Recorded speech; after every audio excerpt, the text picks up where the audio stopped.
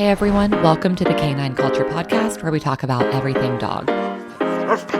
Q&As with veterinarian professionals, rescue operators, everyday topics. We cover everything dog on this podcast.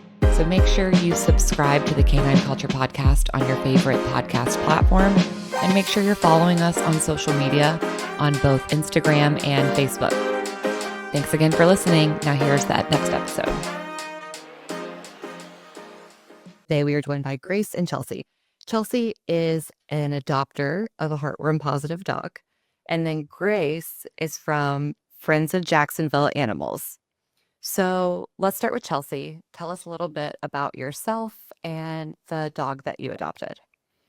Yeah, so this year we actually had two senior dogs, 14 and 16, and lost our 14-year-old earlier this year. And within like 3 weeks, I had to plug the hole. I actually handed my husband a Post-it of pros and cons on why I needed another dog. And he was like, I just saw the Post-it and said, go get a dog. So I started looking around the different rescues in the area and found who was at that point named Lotus at the Jacksonville Animal Care and Protective Services. Drove downtown to go meet her and just absolutely fell in love from the start. She was so shy, so skittish, but I could tell that she would warm up to humans pretty quickly. And I just felt like this dog needed a chance. You know, we had a home, we had a bed, the food bowl was still down, that dog deserved a chance to come home. So I went home and my husband was like, please go get that dog. You know, we slept on it one night and it was just a non-negotiable that a dog didn't deserve to continue to be in a pound when it had a warm home to go to. So go the following day, get Lotus out of her area, say I'm going to get her, get to the counter, and the workers, who are fantastic, by the way, said, by the way, she's heartworm positive. And it was like, you know, at this point, I'm attached to this dog. What does that even mean? Do I have to take her? You know, all these questions are going through my head, and they're like, don't worry, there's this great partnership that we have with FOJA, and all you do is fill out this form and this is how it works and whatever. And, you know, all I'm sitting there thinking is there's a lot going on right now. I want this dog. Do I want this dog? Is she going to die? Who is FOJA? What is this thing? So, get home and immediately email FOJA, and I'm like, hey, I've got Lotus. Here's her number. Here's her information. And within a day, Grace, you guys are fantastic. I saved this for on air, but got right back to me. Here's how you go through it. Here's what we take care of. We do everything. Here's your list of vets you could go through. And the process was just so amazing up to that point. We can get into the dirty details of having a heartworm-positive dogs, but it was so nice to be someone going into a rescue situation like that and having immediate response where I never felt alone. So I really appreciate how you guys handled that and how Jacksonville Animal Care and Protective Services handled it on their side of it. So that's how Grace comes into this. Is she is with FOJA, Friends of Jacksonville Animals. And when Chelsea told me about this, I was like, wait, what do you mean they're helping you with the heartworm treatment? Because I think for a lot of people, it's such a barrier to adopt a heartworm positive dog, between the financial aspect of it, the time aspect of it. So I think having organizations like FOJA can kind of bridge that gap and get these dogs good homes. So Grace, tell us about yourself and tell us about FOJA. Yeah, that's so nice to hear. I know Allison, our heartworm chair, is going to be really excited about that, Chelsea, because she's the one probably that personally emailed you. That actually sounds right. It's like Allison. Yeah. Friends of Jacksonville Animals was founded in 2000. I always get the number wrong. 2009, 2008. I'll have to look it up again. We've been around for a while, and when we were founded, any dog, and this is not to bash ACPS in any way, so please don't use these words. Dogs that came in that were heartworm positive were euthanized because the shelter did not have the funds or the resources to get them healthy and adoptable. So FOJA was actually founded to prevent dogs from being euthanized for treatable reasons, because heartworm is completely treatable. We are about to approach our 5,000th dog treatment since our founding. And so what happens is there's a flat fee program where the adopter has a flat fee to pay, and we have vet partners all around the city that will do the treating, and FOJA covers the rest through donations. And we're proud to say that, 5,000 dogs treated on average, a medium to large size dog costs us about $1,500 to treat. But the adopter only pays a fraction of that, depending on which vet partner they choose. And it goes a long way to making these dogs adoptable. We also purchase ivermectin and miticide for the shelter to treat in-house. Right now, we've been over capacity for quite a bit of time now. And obviously, with heart damage, you want the dogs to be in a lower stress environment. So they haven't been able to treat in-house as much just because of the stress that the dogs are under. But we're hoping that that changes soon with some of the new social media pushes that ACPS has, getting dogs into foster homes and then getting dogs into forever homes and reducing the capacity of the shelter. There's a lot to unpack in everything you just said. So, number one, anyone with today, as I probably should have stopped and slowed down at some point. I felt the same way. It was good. The first thought was the shelters are full. They're over capacity. If you can volunteer, adopt, foster, it doesn't matter what you can do, go help. If you can donate $5, it's helpful. So that's like the first point that I just want to hammer home for everyone. The second piece of this is that heartworms are preventable. It is cheaper to prevent them than it is to treat them. The third thing that kind of just pops into my mind is that heartworm-positive dogs have a future. So I think a lot of people, kind of like Chelsea's fear, they're like, oh my God, they're heartworm-positive, they're going to pass away, and that could happen if they're not treated. So there's treatment options. They might not be pretty, but they are treatable. So let's talk about heartworm treatment. And Grace, if you want to kind of start talking about the actual treatment, and then Chelsea, if you want to talk about like side effects, timeline, like all of that, because you're currently living it, I think that would be helpful for people to hear. Yeah, absolutely. So let's talk about what happens if a dog isn't treated. So heartworms make little holes in the dog's heart muscle. That's where they live. They're transmitted by mosquitoes. So the mosquito brings blood and deposits a little heartworm egg into your dog, and then it travels until it gets to their heart, and then it grows a worm. And those worms do damage to their heart muscle itself. So the longer it goes untreated, the more damage there is. It's a simple test. It's a little blood test, and they put it on a little filter, and it shows if they have heartworm eggs floating around their system. And obviously, the more eggs, the more damage is being done. And so keeping them calm during that is crucial because there is active damage to their heart. If they completely go untreated, they go into heart failure, where their chest swells up with fluid, and they eventually pass away from some heart issue. Whether that's a true heart attack or just heart failure, it's hard to say. So it's a very scary and very real thing. That's why heartworm prevention is so important, and the treatment is a little bit expensive because it is risky, and you do have to watch your dog and keep them calm and make sure that they're treated well. So the treatment starts with antibiotic, 30 days to make sure there's nothing else floating around their system while they go through this procedure. And then they get a shot. 3 days later, they get 3 days or 30 days. So 30 days. You just 30 days later, they get a second shot. If you do the slow pill method, it's a 12-month period that they go through, and they get their regular flea prevention, which ultimately kills and stops the heartworm from reproducing. The fast kill method is preferred because it stops the worms from doing damage immediately. And within 30 days, it should all be gone. The slow kill method is a little bit more economical because of the heartworm prevention they would be getting anyway. But it takes up to 12 months, sometimes even 18, to resolve all of the heartworm issues.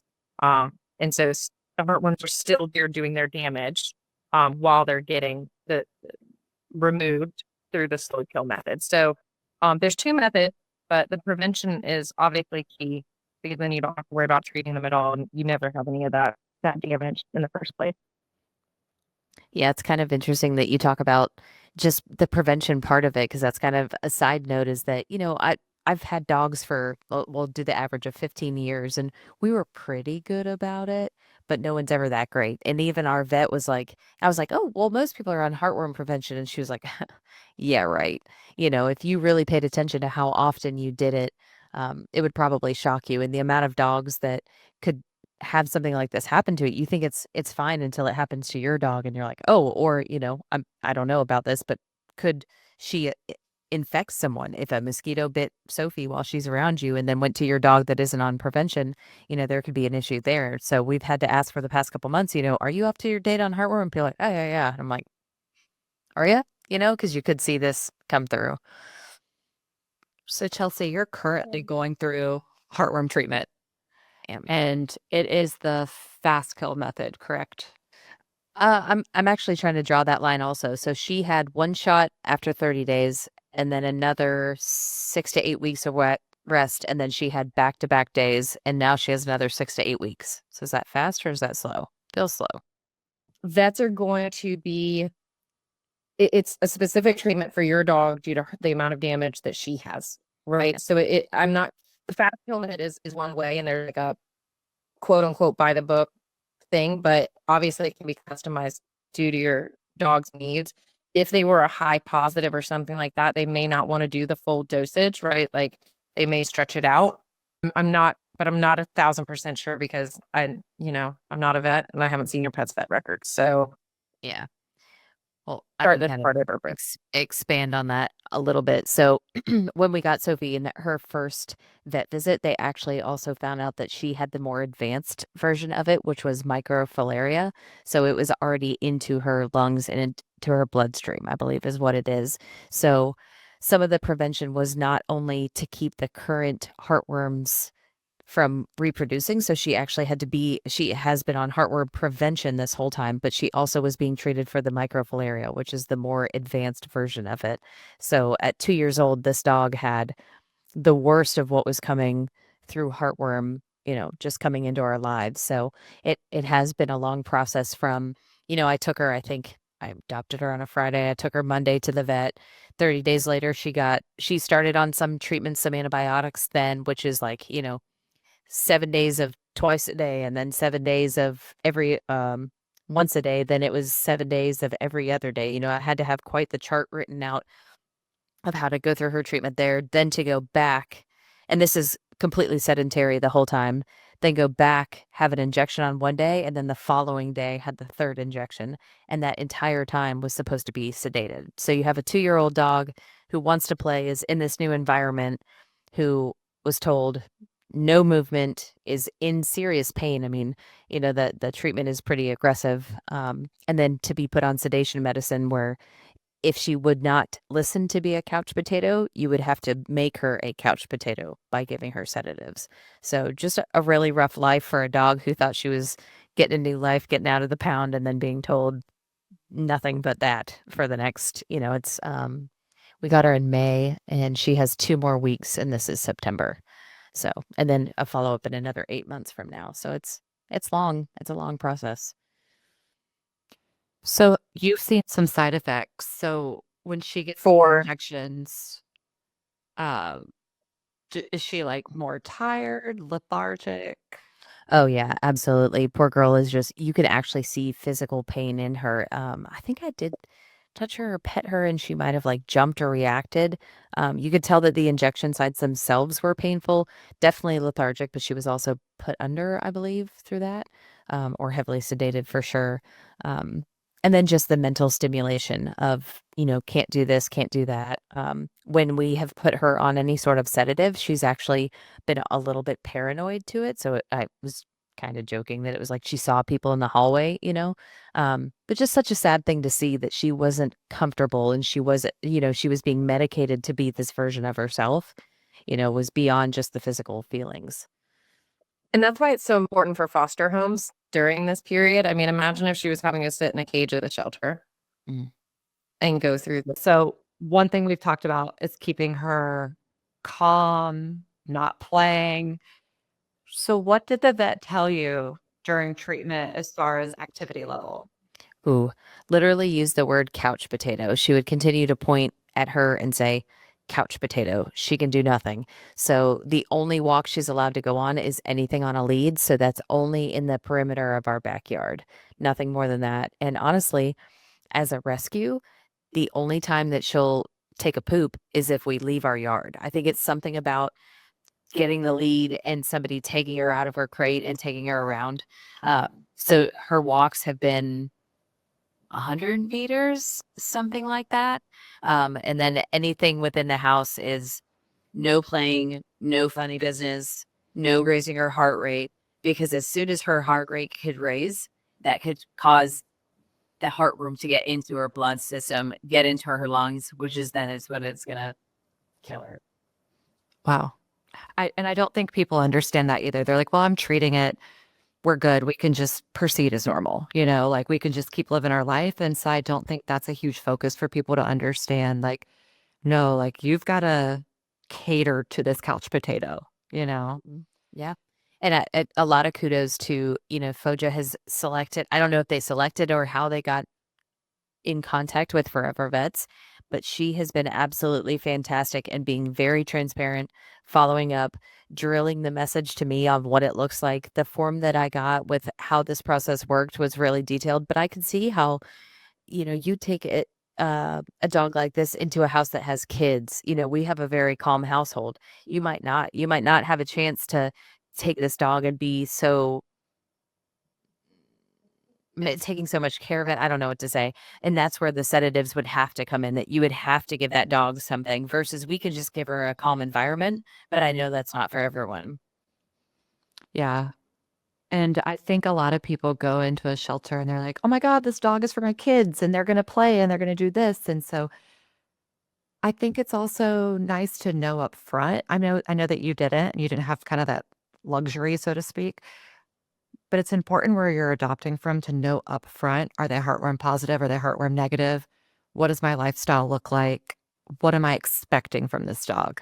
Because the other part of this is that time component. So you've had to go to the vet and you've had to schedule these appointments. And so what does that time commitment look like for you? Has it been different than like most other dogs that you've had? Oh, that's a really good point and question. Fortunately, we both work from home, so me being able to schedule to go. But think about it. She's had her initial consultation. Then she had the first injection, which I had to take her in the morning, come back that afternoon, then have a checkup 2 weeks later. So we're at 4 total because I missed one. Then another couple months later, she had drop her off in the morning, pick her up in the evening, take her back the next morning, pick her up the next evening. 2 weeks later, have another one. And then fortunately now we are 8 months until the 10th. So that's 10 vet visits off the jump with her. Yeah. What does your next vet visit look like? Is that just a test to see, like, are we all done here? Or what are they going to do at that visit? Or how do the visits normally go? So because we are after the third injection and we're in the 6 to 8 week period afterward, the 4 week, I think it was 4 weeks, 4 weeks into it, they checked for the microfilaria. So we are clear there, which is awesome. She is good of microfilaria. She's over the big hump. And now she has another 4 weeks of no activity before 8 months until they look to see if she is heartworm free. So she's past the scary part. She's still in the preventative for until next May, and then she should be clear. Okay. Did they recommend a particular heartworm preventative or did they let you choose? I don't know if it matters with a heartworm positive dog. Like, can you take HeartGuard? Can you take Trifexis? Like, did they really say? No, they didn't. I went with what the vet had, but there wasn't any particulars beyond that. Okay. And then any particular diet, or are you kind of free to do any diet? Yeah, diet. It literally just comes down to not elevating the blood right through her system or getting into her lungs. Those two things. Everything else is normal. Mm-hmm. Well, thank you for coming on today and kind of giving us this information. I think it's helpful to know how extensive that treatment is and how expensive that treatment is so that people know that prevention is so key for heartworms, no matter where you live. So just appreciate you coming on. Yeah. Thank you so much. Thank you for tuning in to the Canine Culture Podcast. Please make sure you subscribe to the Canine Culture Podcast on your favorite podcast platform and make sure you're following us on social media. If you have any recommendations, any topics that you'd like to hear, if you know of any guests that would be good for the show, or if you yourself want to be a guest, please reach out to us. Send us an email at canineculturepodcast@gmail.com or send us a direct message on social media. Thank you for listening, and please share this with any of your dog-loving friends.